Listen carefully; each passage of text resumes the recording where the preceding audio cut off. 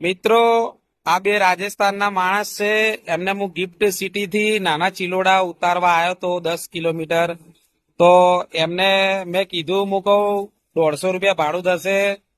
પેલા 200 કીધું તો કે ના અમારી જોડે એટલા પૈસા નહીં. તો પછી એમને કીધું કે હું કહું કેટલા આપશો? 150 આપશો? તો કે ના. તો કે મારા પાસે પૈસા જ નહીં, 120 રૂપિયા જ પડ્યા છે. તો હું કહું સારું વાંધો નહીં, મને દયા આવી. હું કહું બિચારા ગરીબ છે, હું કહું મજૂરી કરતા હશે, કહું 8-10 હજાર પગાર હશે. એટલે હું કહું ચલો ને બેસાડી દીધું.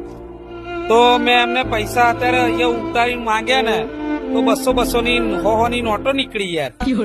હું કહું તમે તો કહેતા હતા 120 રૂપિયા જ પડ્યા છે. એ તો કે અમારી નિંજા ટેકનિક હતી. અને પગાર પૂછ્યો તો કે 45-40 હજાર કમાય છે. બોલો આવું કરે યાર, આવું કરાય યાર.